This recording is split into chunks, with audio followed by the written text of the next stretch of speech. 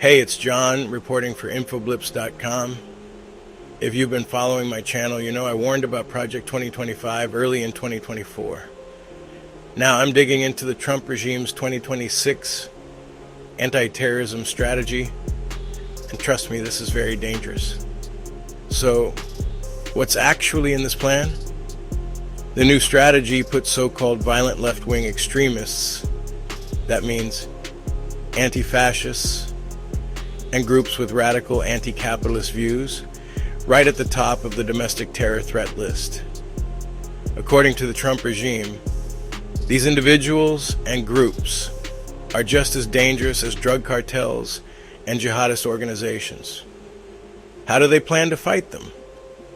The government will ramp up surveillance on individuals and networks tied to Antifa activism, track online radicalization, disrupt funding and coordination, and basically use terrorism laws to prosecute anyone accused of politically motivated violence or disagreement with the regime.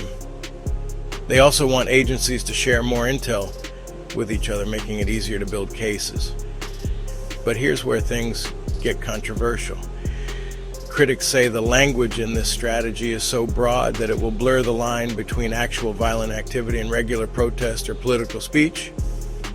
We're talking about monitoring not just street protests, but also podcasts, like Time to Get Woke with John and Yancey crowdfunding, encrypted chats, and even activist journalism like Infoblips.com. One example that always comes up, the radio podcast is going down. They publish anti-fascist commentary and host podcasts. Stuff that's radical, sure, but totally protected under the First Amendment as long as they're not calling for violence. And that's the key legal point here. Advocating radical ideas, even if you think they're out there, is protected speech. Actually planning or inciting violence, as the Proud Boys, Oath Keepers, and white supremacists did on January 6th, that's a crime.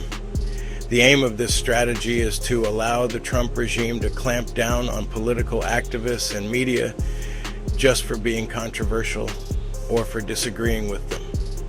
Now let's discuss facts about Antifa. Despite the radical right-wing headlines and disinformation, Antifa isn't some centralized group. It's more of a loose movement made up of independent people and networks. Antifa is short for anti-fascists. Let's be clear, American soldiers that fought to defeat Nazi Germany in World War II would be and were considered anti-fascists.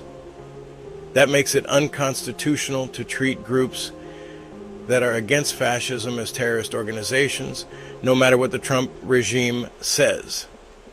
So what does this all mean for the future of protest, media, and free speech in America?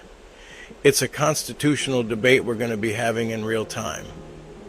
If you want updates as this story unfolds, and trust me, as I reported about Project 2025, there's a lot more coming. Make sure you subscribe to my YouTube channel at Infoblips LLC. Follow me on Facebook and TikTok. This will force the algorithm to play my content. If not, this type of information will go away. This is John. Stay safe, stay sharp, stay woke.